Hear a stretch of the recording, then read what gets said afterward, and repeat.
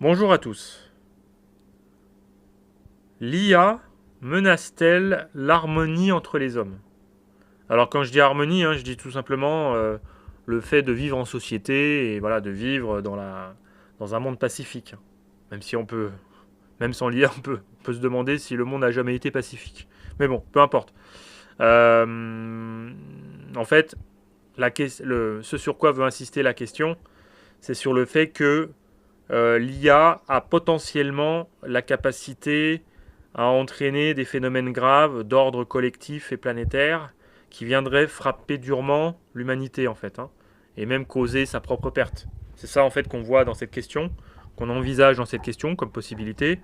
Et à ce titre, on voit que la question posée renvoie directement aux films de science-fiction hollywoodiens qui dépeignent des mondes dystopiques ou apocalyptiques. Donc la question sur l'IA, il me semble que si elle renvoie à ces films américains au cinéma, c'est qu'en réalité la question est mal posée. Parce qu'elle met en parallèle deux choses qui n'ont rien à voir.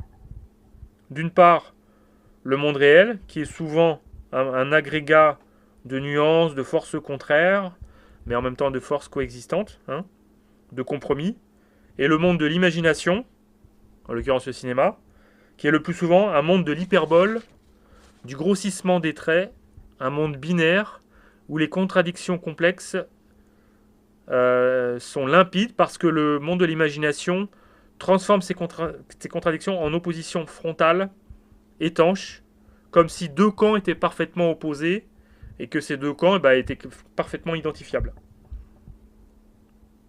Donc cette opposition frontale et étanche par l'imagination entraîne la clarté des camps qui s'opposent, et ça permet effectivement un récit de masse compréhensible par la masse, par les gens en général, par le grand public, et donc ça offre davantage de possibilités à être vendu sur le marché. Donc par ce côté très manichéen, si l'on peut dire, c'est le cas de le dire d'ailleurs sur le sujet, eh bien on rend possible le fait de l'ouverture du marché par effectivement ce genre de scénario catastrophiste. En réalité, il y a un décalage fondamental entre le monde réel, fait d'opposition poreuse,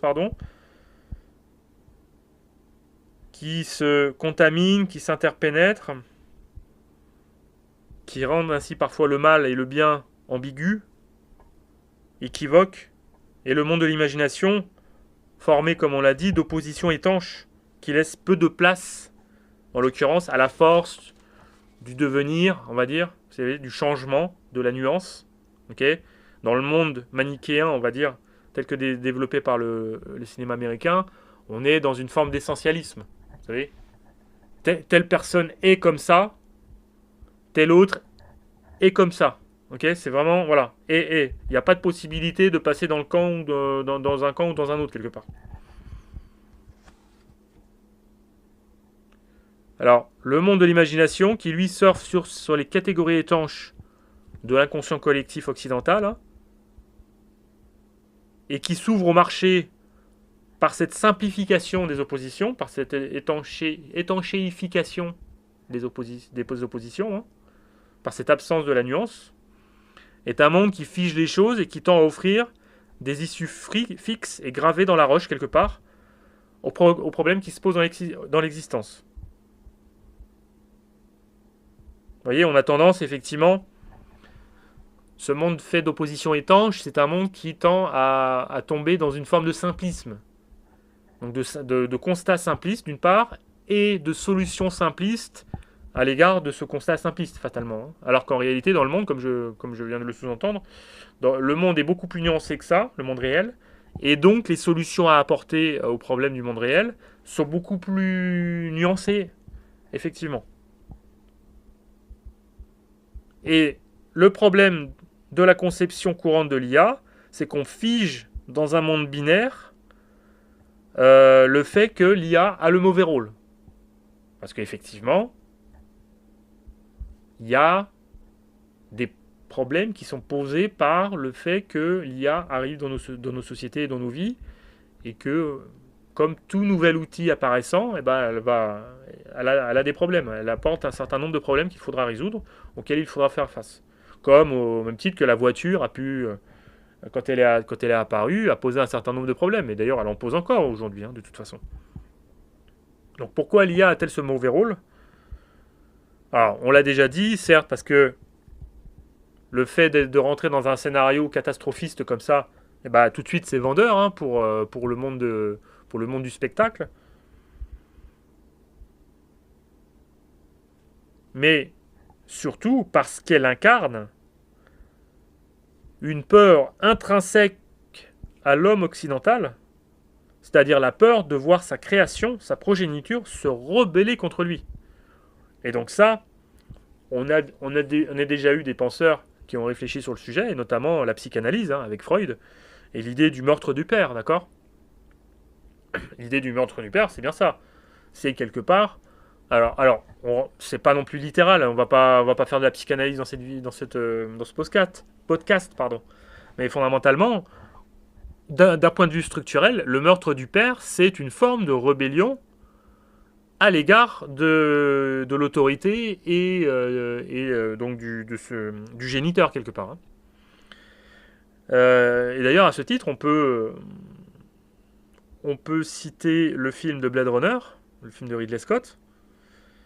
Donc on observe dans l'histoire une segmentation claire entre les gentils, qui sont évidemment les humains, et les méchants, qui sont les réplicants, hein. Donc j'imagine que vous connaissez Blade Runner. Enfin, si vous ne connaissez pas, je vous renvoie à Google ou même à ChatGPT si vous l'utilisez pour qu'il vous en fasse un résumé, hein. Mais globalement, il y a deux camps dans le film, c'est-à-dire les gentils et les méchants, les humains et les réplicants, donc les êtres que les êtres humains ont créés pour justement aller nettoyer les toilettes, hein, d'accord? Pour faire les tâches ingrates.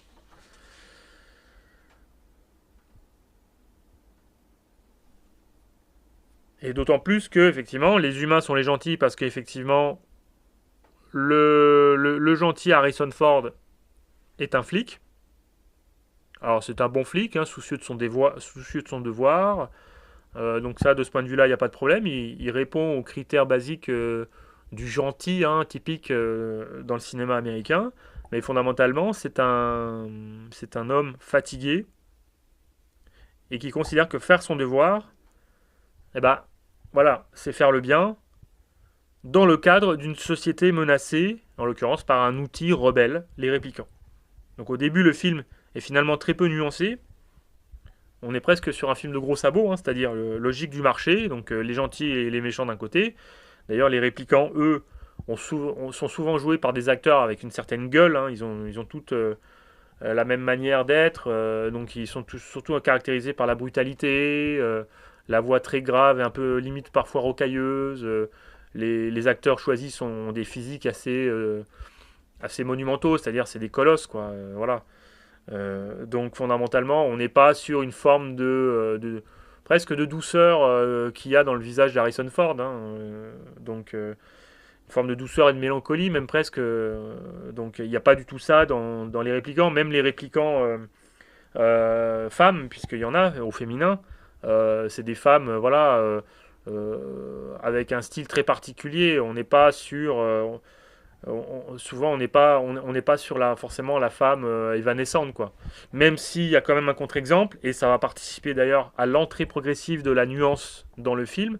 Donc la porosité de la frontière entre les méchants et les gentils, hein, c'est le personnage de Rachel que va rencontrer donc le personnage d'Harrison Ford à un moment donné, qui elle-même est une réplicante. Et là, elle incarne une forme de douceur. Et d'ailleurs, les deux personnages auront fondamentalement une relation. Donc la nuance, elle va effectivement s'intégrer dans le film par l'apparition de ce personnage, du personnage de Rachel, hein, qui est elle-même une réplicante, mais aussi par le fait que le flic, donc Harrison Ford, dont le nom du personnage c'est Deckard, D-E-C-K-A-R-D, va progressivement douter. Il va douter parce que il y a un épisode assez brutal dans le film d'ailleurs. D'ailleurs, la brutalité, elle est de l'ordre de Descartes de lui-même, hein. C'est-à-dire que l'épisode où Descartes va abattre dans le dos la réplicante Zara, en pleine rue, hein, alors qu'il y a des civils autour, enfin, c'est aberrant, hein. Et puis la fille, elle court, hein, c'est-à-dire qu'elle a peur. Donc en fait, elle est dans la position du gibier et le flic est dans la position du chasseur. Donc il n'y a rien de très moral là-dedans, c'est le moins que l'on puisse dire. Et d'ailleurs, à ce titre, au sujet de la morale de l'acte, Descartes lui-même s'arrête longuement devant le cadavre de la personne qui l'a abattu, qui est une réplicante, hein, d'ailleurs, hein.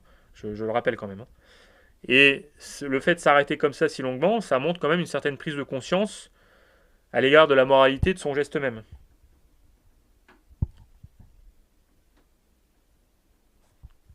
Donc ce qui va aussi participer du doute de Descartes, c'est sa rencontre avec Rachel, qui, au-delà de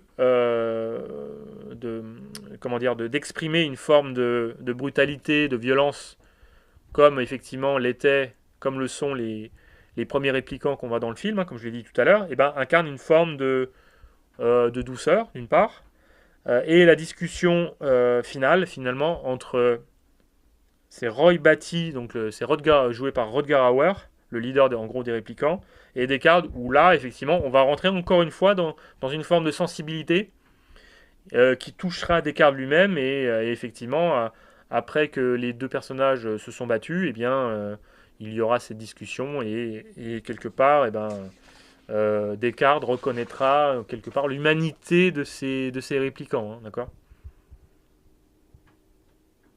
Donc au travers de ces épisodes radicaux dans le film, les certitudes de Descartes s'effondrent progressivement. Les catégories étanches dont on parlait tout à l'heure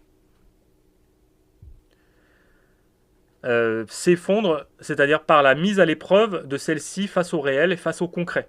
Donc on n'est plus dans l'abstraction, voilà, des grandes valeurs, le bien, le mal, nanani, nanana. On passe là de la théorie, voilà, les bons, les humains, les méchants, les réplicants, et ben, à la pratique. C'est-à-dire qu'en réalité, c'est beaucoup plus nuancé et beaucoup plus compliqué que ça, et complexe. Et en fait, par la force des choses, on est un peu dans le cas de Descartes, de la discours de la méthode, où effectivement, Descartes, lui, se recentre, on en a déjà parlé dans un autre podcast, je crois, c'est le podcast sur la scolastique. Descartes va se recentrer sur son propre jugement à l'égard des choses, et sur sa propre responsabilité dans son jugement, hein, plutôt que d'aller faire confiance effectivement à toute la théorie, tout aussi brillante qu'elle soit, qu'il a apprise de ses précepteurs, d'accord. Donc et c'est ce qui va le mener effectivement à la découverte de sa certitude première, qui est effectivement le cogito. Donc Descartes va réinvestir sa propre responsabilité de jugement à l'égard des choses, ce qui veut bien dire que selon le jugement que l'on a d'une chose, on accomplit des actions en adéquation avec ce jugement. Vous voyez ce que je veux dire? C'est que si je considère les réplicants comme des esclaves faits pour nettoyer les chiottes, d'accord, et qu'à un moment donné, ils se mettent à revendiquer leur droit à la liberté, ou ce que vous voulez, et ben, effectivement, dans le cas de ce jugement-là, je peux qu'on les considérer comme inutiles et comme menaçants, comme étant des menaces potentielles, à ma propre existence et à ma propre intégrité physique. Donc en ce sens, eh ben, comme je les considère comme des nettoyeurs de chiottes et que là, ils semblent ne plus vouloir nettoyer les chiottes, eh ben, c'est des menaces, donc je demande qu'ils soient supprimés, tout simplement. Donc la responsabilité du jugement. Et en fait, je parle de Blade Runner. Alors, vous allez peut-être me dire que fondamentalement, mais ça n'a rien à voir, c'est pas de l'IA, tatati tatata. Mais en fait, le problème est le même. C'est que si je juge l'IA comme un substitut affectif, eh bien, mon action, c'est de la programmer comme étant capable de me flatter, de me rassurer et on va dire, de m'éviter d'affronter les vrais problèmes qui sont les miens. D'autre part, si je la juge comme un outil critique, bah, je la programme comme devant me mettre face à mes contradictions, comme devant me mettre à l'épreuve quelque part, hein, à me dire tiens là il y a ça qui va pas, là, là en revanche là ça va bien ce que tu me dis, tatati tatata, parce que fondamentalement je la programme comme ça parce que je veux m'améliorer. Vous voyez ce que je veux dire? Donc dans le premier cas, je veux être conforté et ne pas voir le réel et mes défauts, on va dire. Et dans le deuxième cas, bah, je veux voir mes défauts, mais en même temps, je veux aussi voir mes qualités. Voilà, je veux être dans le vrai et dans la nuance. D'accord? Donc, donc fondamentalement, ce qui décide de la véracité de la menace de l'IA, c'est pas l'IA elle-même, c'est soi-même. C'est la manière dont on se perçoit soi-même comme membre de la société, comme être humain. D'accord? L'IA, comme tout outil, pose ainsi notre responsabilité à l'égard de l'usage de cet outil. Et à l'égard de notre identité de membre de la société, hein, et notre identité d'être humain. Parce que la responsabilité de considérer, la responsabilité de notre jugement en tant que tel, c'est effectivement, si je juge de telle manière, eh ben, je me pense moi-même comme étant en adéquation avec ce jugement. Donc l'IA comme menace, fondamentalement, bah, on se rend compte qu'en fait c'est un simplisme moral hollywoodien qui nous déresponsabilise. Au même titre d'ailleurs, on peut parler de René Girard et sa théorie du bouc émissaire, au même titre que la théorie du bouc émissaire, parce que chez René Girard, le bouc émissaire, il est là en fait pour pacifier la société. Et dans une situation où règne le chaos et la confusion. D'ailleurs, c'est peut-être un peu l'état de nos sociétés à l'heure actuelle, hein, d'accord? Donc règne le chaos, dans une société où règne le chaos et la confusion, l'indifférenciation et l'instantanéité des réactions. Vous voyez, on est dans, c'est-à-dire réagir du tac au tac. Vous savez, réagir sous le coup de l'émotion. Et ça, c'est vraiment, ça c'est du TikTok, hein, tout craché. Hein. Donc chacun, quelque part, dans le cas de cette instantanéité des réactions, de cette indifférenciation, de ce chaos et de cette confusion, est le rival de chacun. Donc ce que permet le bouc émissaire, c'est de stabiliser la société en rejetant quelque part tous les maux de la société sur un individu, sur quelque chose de particulier, sur un bouc émissaire. Donc effectivement, René Girard le précise, ça permet de pacifier la société. Mais si effectivement ça permet de pacifier la société, ça n'est jamais que temporaire. Et comme les causes des maux de la société sont toujours là, ils n'ont jamais été traités, ils ont juste été cachés par le bouc émissaire, et ben en fait, les mêmes causes produisant les mêmes effets, et ben en fait, la paix sociale n'est que passagère et les choses vont recommencer à dégénérer ultérieurement. Donc faire de l'IA le bouc émissaire girardien, j'allais dire, c'est accuser un élément extérieur et c'est se déresponsabiliser. Et c'est aussi, donc, comme on l'a dit, je vais le préciser, purifier de manière émotionnelle et épidermique, on va dire, nos propres mots quelque part. Vous savez, je vais prendre une image un peu triviale, mais c'est un peu comme la diarrhée. Hein. Une diarrhée, c'est une purification brutale voilà, du corps, quoi, quelque part, d'accord? Bon, ça me fait rire, mais c'est pas drôle, puis c'est un fait objectif. Hein. Mais fondamentalement, si effectivement la diarrhée est une purification brutale, elle signifie surtout quelque chose de plus profond. Elle est le signe d'un dysfonctionnement structurel au sein du corps. D'accord? Il y a une urgence. Donc le bouc émissaire, en fait, c'est un peu la même chose. C'est une forme de diarrhée morale, quelque part, qui signale fondamentalement un dysfonctionnement structurel de la société. Voilà, ça résout le problème de façon passagère, mais ça ne résout pas le problème réel et fondamental.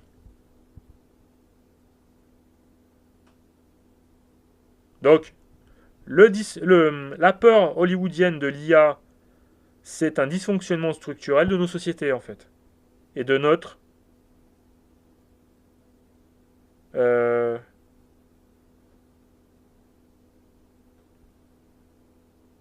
et de notre condition humaine.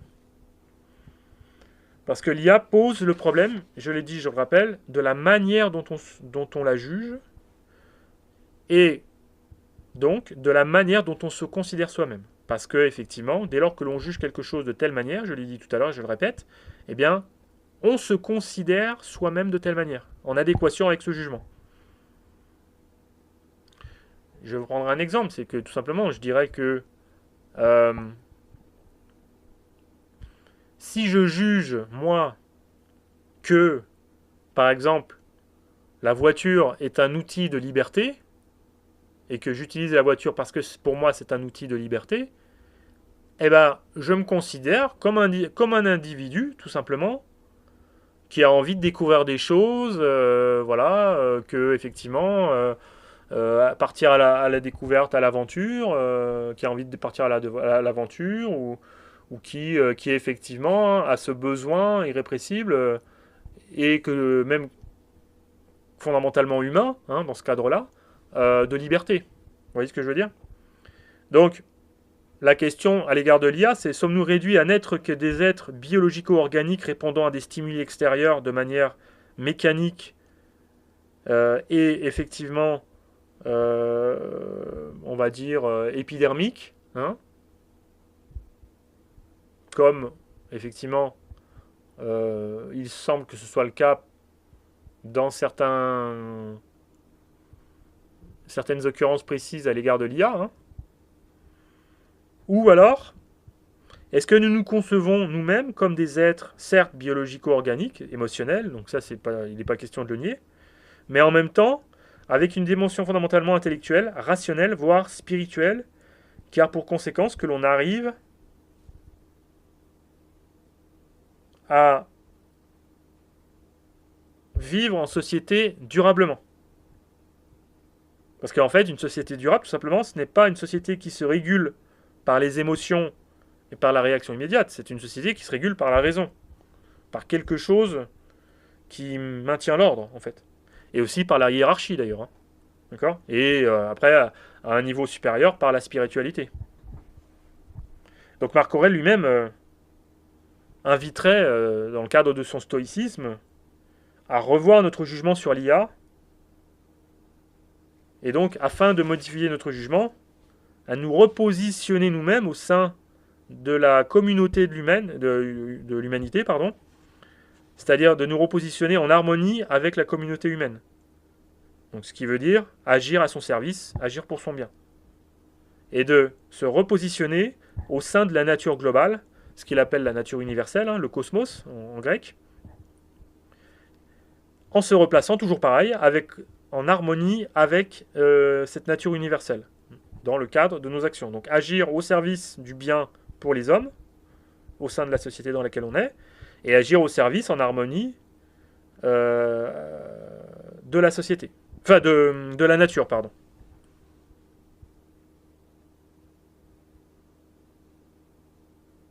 Donc, ce que nous dit Marc Aurèle, et ça va être, on va dire, la conclusion de ce podcast, c'est si l'on veut modifier son jugement, il faut le faire en se replaçant comme un maillon fondamental du cosmos et de la société. Il y a plusieurs échelles, hein, cosmos, société, d'accord, mais en fait, chacun à notre niveau, on est un maillon. Donc, chacun à notre niveau, comment dire, on a le pouvoir, quelque part, à bien, voilà, on a, enfin, comment dire, toute proportion gardée, de notre jugement lui-même. Notre responsabilité, c'est le jugement que l'on a sur les choses, à l'occurrence que l'on a sur l'IA. Donc, selon ce jugement, eh bien, ça induit un certain type d'usage. Donc, en fait, jugement sur l'IA, jugement premier sur l'IA implique un certain type d'usage.